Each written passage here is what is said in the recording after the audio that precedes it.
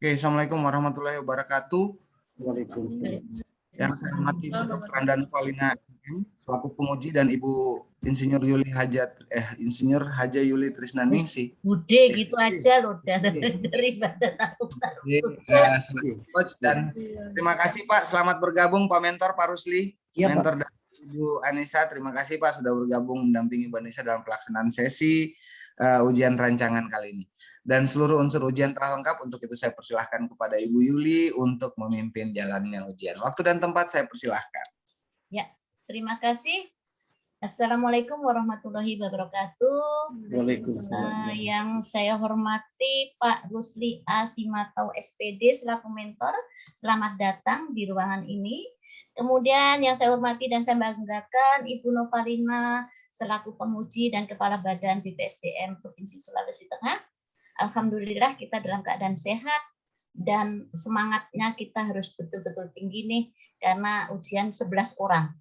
Kemudian yang saya banggakan Adik Anissa selaku peserta hari ini pagi ini yang pertama ya kita akan dengarkan sama-sama pemaparan dari adik kami Anissa rancangan aktualisasinya.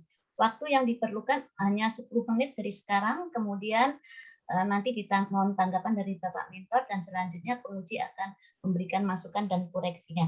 Baik itu silahkan Dek Anissa memaparkan apa yang mau dipaparkan dari ini pagi ini. Iya. Izin share screen Bude. Ya.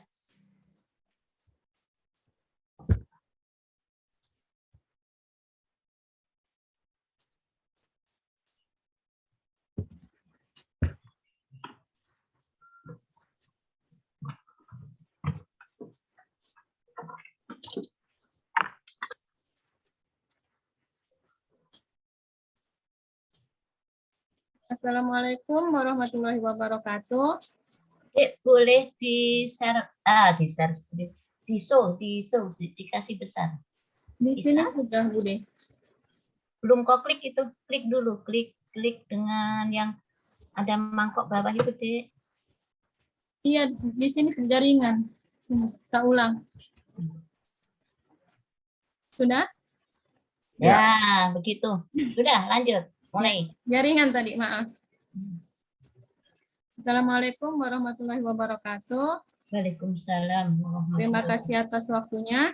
Yang saya hormati Ibu Dr. Andan Novalina selaku penguji, Ibu Yuli Trisnaningsih atau Bude selaku coach, dan Bapak Rusli Simatau selaku mentor saya, serta Bapak Rahmat selaku host.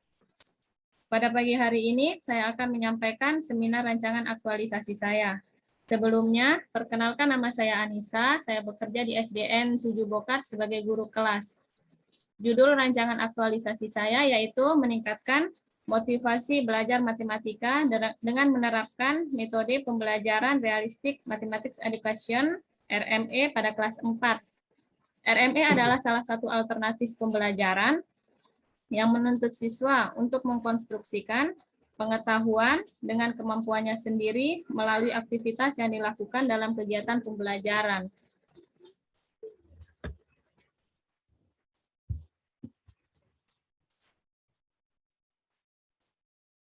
Berdasarkan kondisi saat ini yang ada di sekolah, mengenai mata pelajaran matematika yang masih rendah, dikarenakan minat belajar siswa yang rendah dan juga penyampaian guru dalam materi pelajaran masih kurang kreatif, sehingga diperlukan sebuah metode pembelajaran agar terselesaikannya masalah yang ada. Dan juga berdasarkan pengalaman melaksanakan tugas di sekolah, ada 3 analisis isu aktual, yaitu yang pertama, rendahnya minat belajar siswa, kedua, belum tercapainya nilai KKM, dan yang ketiga, kegiatan pembelajaran kurang aktif. Untuk membantu menentukan isu utama yang akan saya bahas, saya menggunakan alat bantu penetapan kriteria ketuntasan isu melalui pendekatan APKL. Dan hasil identifikasinya dapat disimpulkan bahwa terpilih isu aktual yaitu kegiatan pembelajaran kurang aktif. Dan gagasan pemecahan isunya yang pertama melakukan pembelajaran kontekstual, kedua membuat alat peraga, ketiga melakukan kerjasama dengan orang tua siswa, dan yang keempat menyertakan model konkret. Tujuan dari aktualisasi ini ialah yang pertama, diharapkan dapat meningkatkan pemahaman, antusias, dan hasil belajar siswa. Yang kedua, membentuk karakter PNS yang profesional dalam pelayanan masyarakat. Sedangkan untuk manfaat yang diharapkan dari aktualisasi ini, pertama bagi instansi, dapat meningkatkan mutu pelayanan, kedua dapat menjadi referensi kelas lain, dan yang ketiga membantu mewujudkan visi dan misi sekolah. Manfaat yang diharapkan bagi siswa pertama dapat meningkatkan pengetahuan, keterampilan, dan sikap, dan juga dapat meningkatkan pemahaman dan antusias dalam pembelajaran. Manfaat yang ketiga bagi guru dapat menjadi lebih mudah dalam menjelaskan model bangun datar. Berikut rencana kegiatan aktualisasi saya. Untuk kegiatan pertama, menyiapkan metode pembelajaran RME dan praktek pembuatan bangun datar. Untuk tahapan kegiatannya, pertama melakukan konsultasi dengan mentor, merancang RPP, membuat alat peraga RME, membuat soal pre dan post test, dan yang kelima membuat soal evaluasi. Untuk outputnya, pertama memperoleh persetujuan mentor, kedua RPP, ketiga alat peraga RME, keempat soal pretest dan post test, kelima soal evaluasi. Keterkaitan dengan agenda 2, mata pelatihan, komitmen mutu dengan nilai efektif, inovatif, dan berorientasi mutu, etika publik dengan nilai sopan santun, komunikatif, dan juga kerjasama, akuntabilitas dengan nilai tanggung jawab, anti korupsi dengan nilai kerja keras. Keterkaitan dengan agenda 3, yaitu kedudukan dan peran PNS, role of government, itu kolaborasi dan sinergitas dan juga koordinasi. Berikut kegiatan 2, menerapkan pembelajaran RME pada materi bangun datar. Untuk tahapan kegiatannya, pertama mengabsen dan membentuk kelompok, kedua membagi soal pretest, ketiga melakukan pembelajaran metode RME, keempat review. Outputnya, pertama mengabsen dan terbentuknya kelompok belajar, kedua soal pretest, ketiga terlaksananya proses pembelajaran RME, dan juga hasil review. Keterkaitan dengan agenda 2, mata pelatihan, akuntabilitas, komitmen mutu, dan etika publik.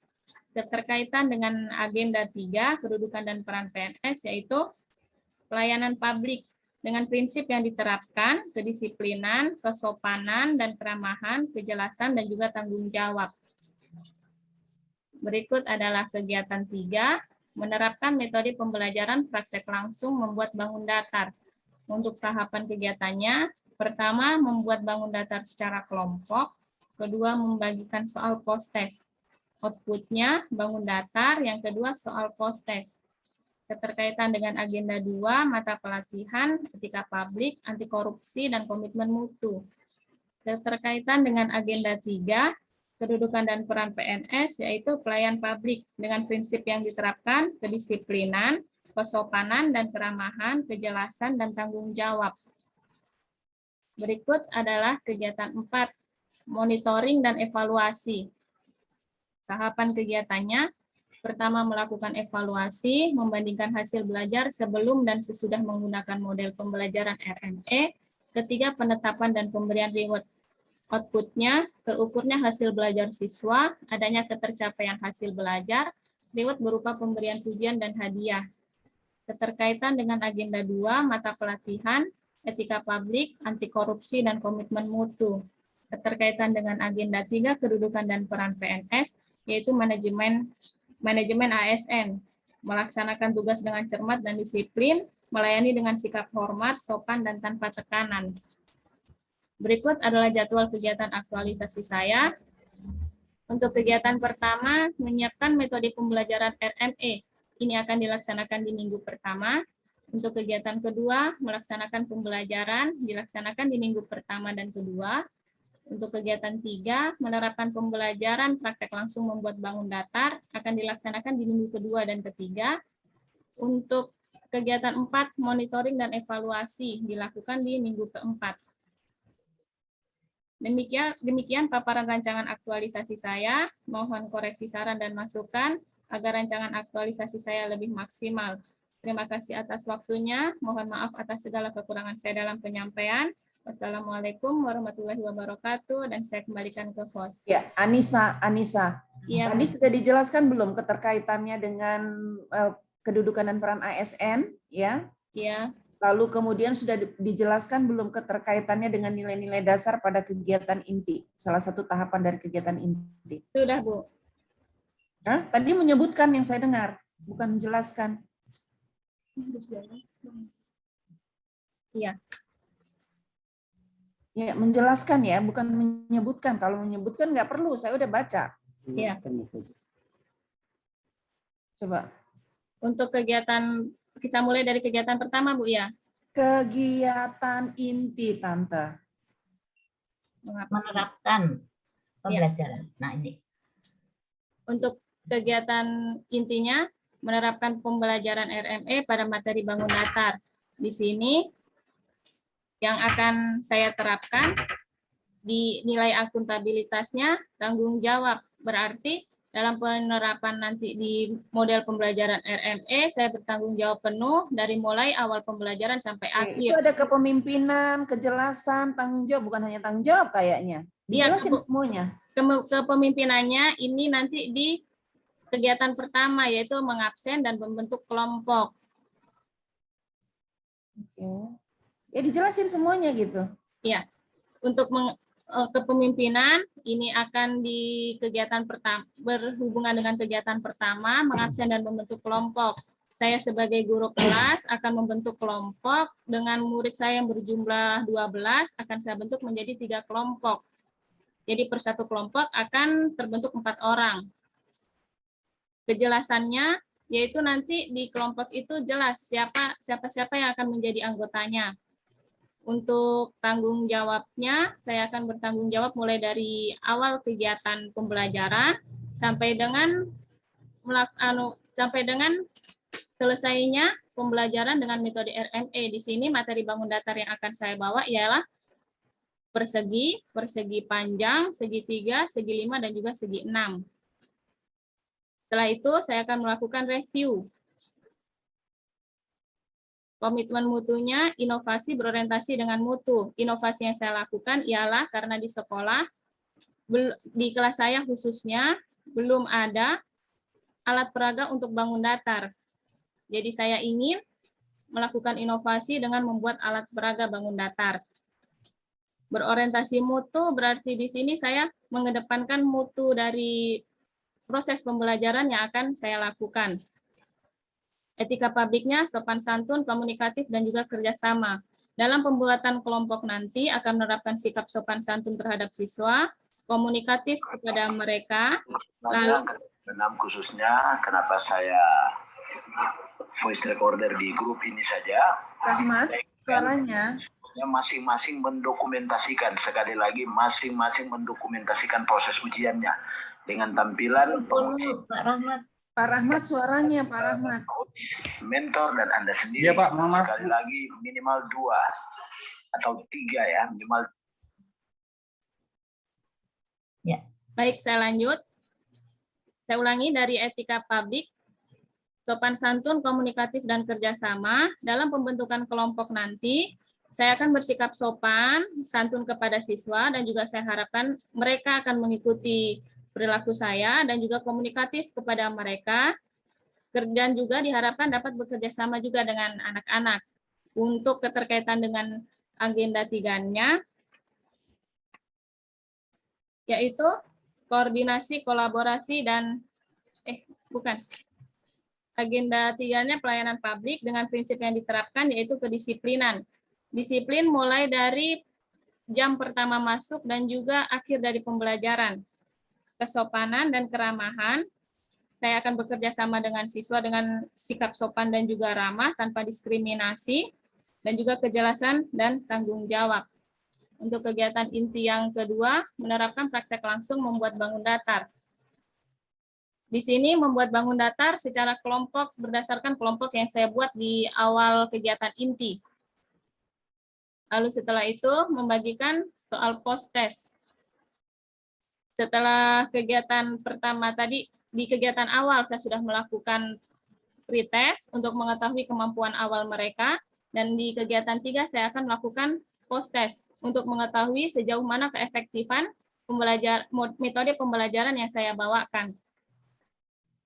Lalu keterkaitan dengan mata pelatihan, agenda 2, etika publik, membuat keputusan prinsip ini berdasarkan keahlian dan memberikan layanan kepada publik. Publik di sini khusus untuk saya, yaitu siswa saya, secara jujur, tanggap, cepat, tepat, dan akurat, berdaya guna, berhasil guna, dan santun. Ini akan diterapkan di soal post-test. Untuk anti korupsinya adil dan kerja keras, adilnya akan dilakukan di penilaian soal post-test dan kerja kerasnya akan dilakukan bersama-sama siswa dalam membuat bangun datar secara kelompok. Komitmen mutunya, orientasi mutu, dan juga efisien, ini akan dilakukan di kegiatan kelompok, yaitu membuat bangun datar. Bangun datar tadi ada persegi, persegi panjang, segitiga, segi 5, dan juga segi 6. Untuk keterkaitan Oke, cukup baik. Oke, cukup untuk De Anissa. Selanjutnya mohon tanggapan dari Pak Rusli selaku mentor. Terima kasih. Assalamualaikum warahmatullahi wabarakatuh. Yang mana pada tanggapan kami, Ibu Anissa sebagai guru saya di SDN 7 Bekat ini, setelah beliau konsultasi dengan kami, dia mengambil salah satu mata pelajaran matematika. Memang kami sadari bahwa dalam waktu beberapa bulan atau tahun ini kita dilanda oleh musibah, olehnya dalam pelajaran matematika ini agak sedikit kurang, ya Bu, agak sedikit kurang, yang mana untuk pembelajarannya hanya lewat luring, ya, lewat luring Bu, karena hanya diberikan tugas kepada anak-anak dan di situ hanya dibantu oleh orang tua. Nah, ini yang jadi guru di rumah adalah orang tua, sedangkan orang tua kasihan juga agak sedikit repot dengan urusan keluarga. Olehnya Ibu Anissa mengambil salah satu mata pelajaran matematika ini untuk ditingkatkan lagi untuk di SDN 7 Bekat. Olehnya kami juga sangat antusias untuk Ibu untuk melaksanakan aktualisasi pembelajaran matematika, yakni khususnya untuk bangun datar. Olehnya kami sangat mendukung apa yang sudah diambil oleh Ibu Anissa, yang mana tadi dia paparkan mengenai cara pembuatan bangun datar. Ya, jadi barangkali inilah hal-hal yang kami sampaikan setelah kami menanggapi tadinya menyangkut masalah alat peraga. Nah, kalau alat peraga memang kalau kemarin itu memang ada, tapi sekarang sudah mulai rusak-rusak. Olehnya mungkin ke depan saya sebagai mentor dan sebagai kepala sekolah untuk memprogramkan untuk pembelian alat-alat peraga yang akan digunakan oleh guru saya. Barangkali begitulah Ibu yang kami ingin sampaikan kepada Ibu dan kepada Bapak-Bapak yang ada di room. Jadi barangkali hanya sekian dulu, mungkin kalau ada ketambahan nanti akan kita lanjutkan selanjutnya, Bu. Ya, terima kasih untuk Pak Rusli selaku mentor. Selanjutnya Ibu Kapban selaku penguji, mohon masukannya dan koreksinya. Terima kasih. Assalamualaikum warahmatullahi wabarakatuh. Pak mentor yang saya hormati, Bu Yuli selaku coach yang saya hormati, dan Saudari Anissa yang kita banggakan bersama. Terima kasih sudah mempresentasikan rancangan aktualisasinya. Yang pertama ya, ini kelihatannya ini dalam 1 bulan Anissa hanya akan mengimplementasikan atau mengaktualisasikan 1 model pembelajaran matematika dengan menggunakan realistik matematika RME tadi ya. Nah, ini coba bayangkan dulu 1 bulan. Saya lihat tadi 2 minggu. Kenapa 2 minggu? Karena kegiatan evaluasinya ya banyak banget tuh, seminggu ya.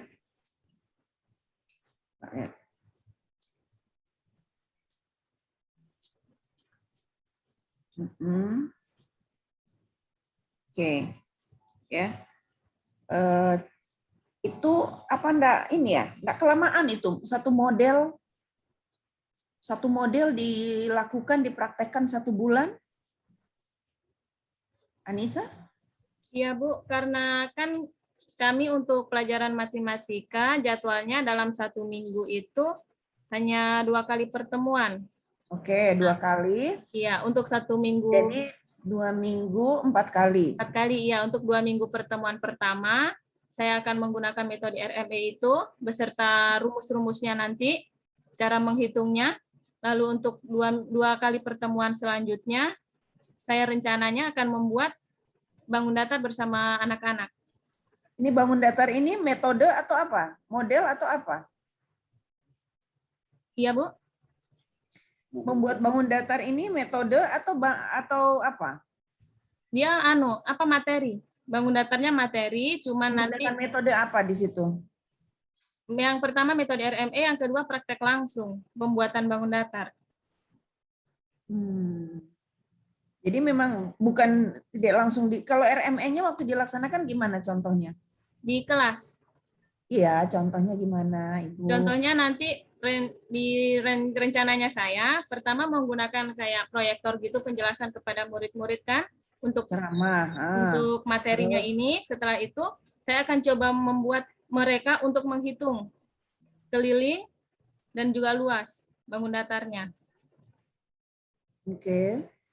Nah, setelah itu mungkin mereka boleh mencoba untuk menggambar dulu di buku masing-masing selama 2 kali pertemuan, 1 kali pertemuan dan 1 kali untuk pertemuan berikutnya saya akan memberikan penguatan.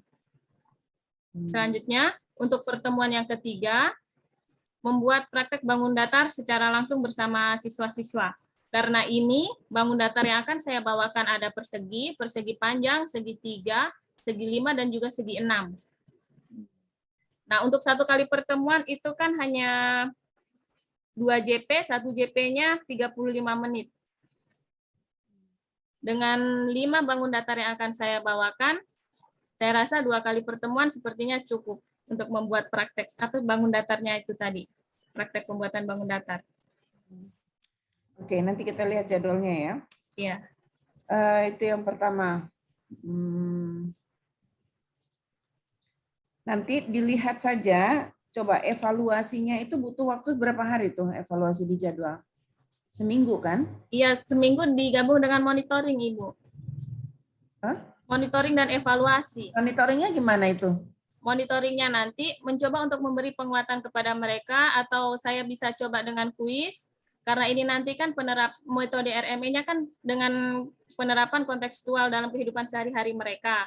Jadi saya akan mencoba menerapkan dengan pertanyaan kepada mereka. Jadi di minggu keempat masih ada aktivitas belajar berarti ada. Di monitoringnya itu penguatan terhadap anak-anak. Oke. Nah, itu sudah clear ya. Nah, ini di latar belakang saya kembali lagi ke ini tadi baru judul ya. Iya. Terkait dengan permasalahan prestasi belajar anak-anak soal matematika masih rendah. Ada buktinya nggak masih rendah itu? Buktinya ada, Bu, karena mereka kemarin waktu di semester 2 tidak mencapai KKM. Nah, dimasukkan nggak itu di dalam tulisan itu rancangan tidak masuk, berapa anak yang tidak masuk KKM? Ada nggak buktinya? Tidak saya masukkan. Ditambahkan ya? Iya. Latar belakang ya, nggak boleh kalau ngomongnya, kalau cuma ngomong prestasi belajar matematika anak-anak masih rendah tidak memenuhi KKM, ya. Tapi nggak ada datanya, itu namanya hoax. Ya, oke, masukkan nanti. Lalu berikutnya soal nilai ya. Secara umum saya lihat pertama nilainya masih belum maksimal ya, tergali ya. Coba dipelajari lagi MOOC-nya. Ya, dilihat lagi nilai-nilai itu, digali lagi, lalu lihat relevansinya dengan kegiatan dan tahapan kegiatan, tambahkan gitu. Supaya makin banyak nilai-nilai yang terimplementasikan. Ya, saya bilang sih ini tadi masih miskin di beberapa tahapan tuh kegiatan miskin nilai. Nah, lalu tadi saya sempat menyampaikan tolong jelaskan nilai Ya, nilai itu bagaimana nilai itu dikaitkan dengan tahapan dan kegiatannya. Bagaimana nilai itu diimplementasikan. Kan tadi saya minta jelasin ya. Ya, tapi penjelasannya bukan penjelasan tentang nilai itu, tapi penjelasan tentang kegiatan. Contohnya tadi saya kasih nilai tanggung jawab akan saya laksanakan pada kegiatan dan tahapan kegiatan. Nilai orientasi mutu akan saya laksanakan. Saya catat tadi kalimat ini. Akan saya laksanakan. Jadi akan dilaksanakan pada kegiatan dan tahapan kegiatan. Begitu penjelasannya. Padahal yang kita inginkan bukan itu. Tapi bagaimana Anda memahami konsep dari nilai itu apa, esensi dari nilai itu apa, untuk nanti supaya bisa diterapkan gitu. Kalau nilai ini akan diterapkan di kegiatan dan tahapan ini, saya udah tahu karena saya udah baca gitu. Saya udah baca tulisannya Anissa. Tapi yang saya belum bisa tangkap adalah kemampuan Anissa untuk menginternalisasikan dan memahami konsep dari nilai itu. Maka yang saya butuhkan adalah penjelasan sejauh mana Nisa mengerti tentang konsep dari setiap nilai yang akan diimplementasikan. Karena apa? Karena kalau tidak paham nilai itu, maka implementasinya nanti susah. Gitu. Ya. Nah, tadi sempat disebutkan nilai tanggung jawab. Saya akan melaksanakan kegiatan mulai dari perencanaan sampai dengan selesai secara bertanggung jawab. Padahal saya pengen tahu secara bertanggung jawab itu seperti apa gitu. Bukan sekedar menyebutkan saya akan melaksanakan itu secara bertanggung jawab, tapi bertanggung jawab itu apa? Esensinya apa? Bisa Nisa jelasin? Karena tadi saya, mohon maaf saya nggak dapat tuh penjelasannya.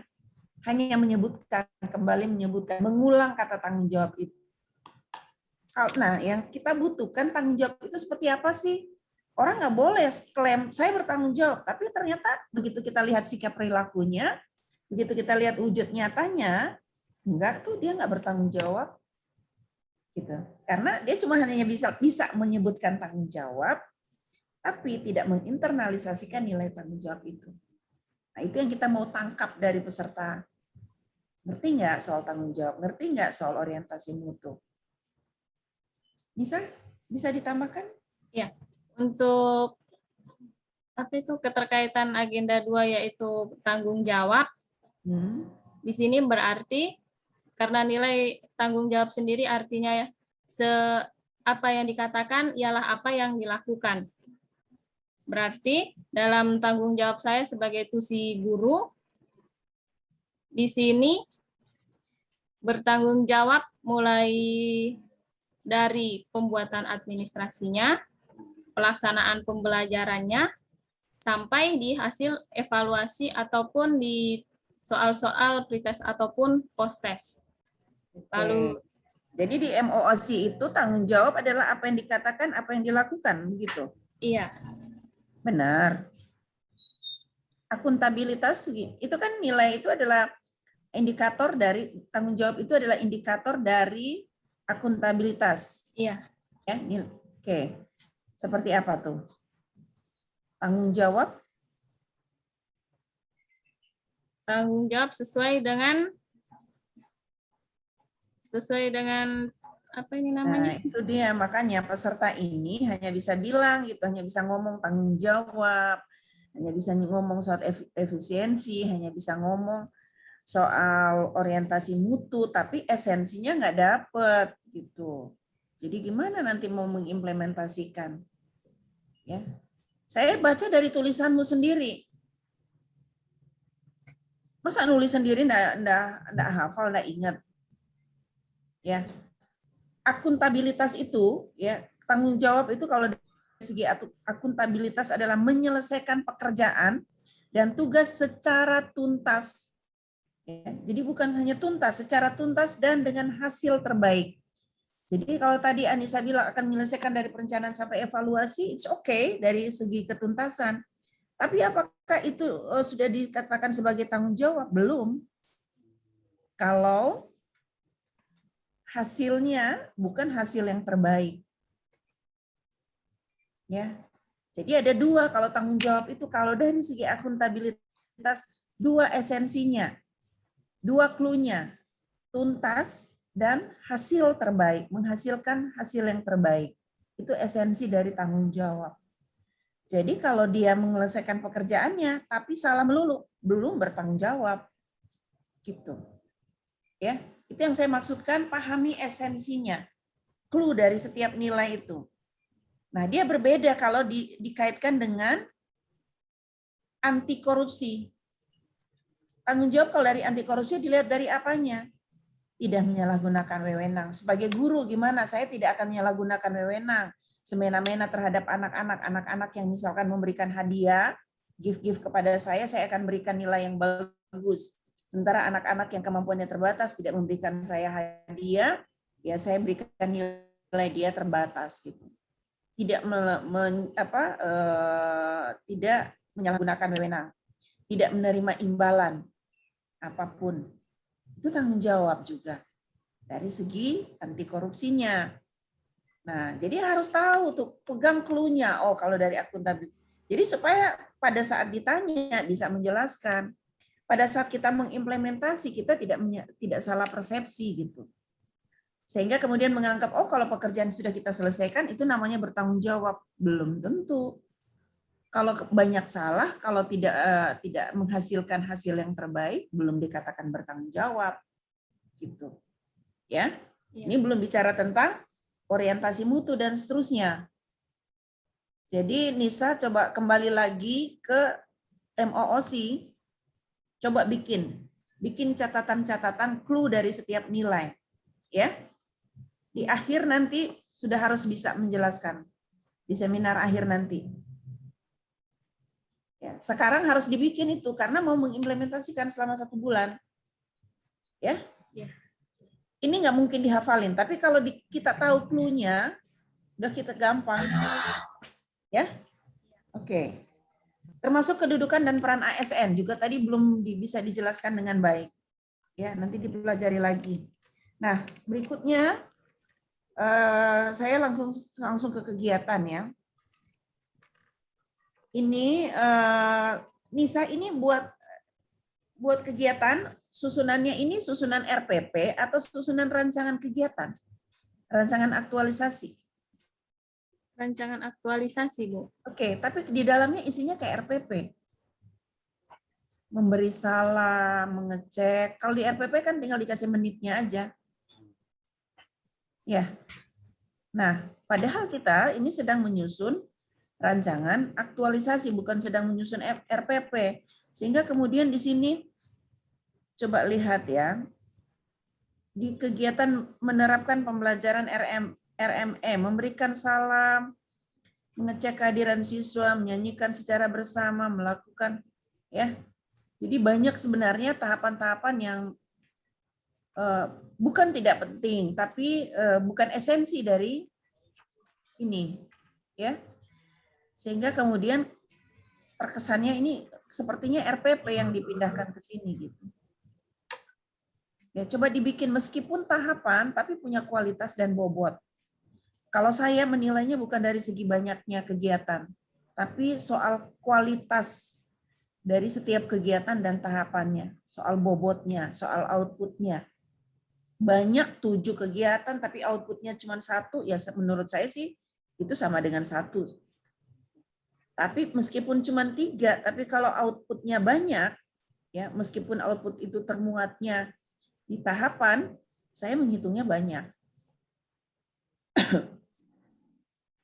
Ya, coba diperbaiki lagi tahapannya ini. Ya, masih belum, ini menurut saya belum firm gitu ya. Iya.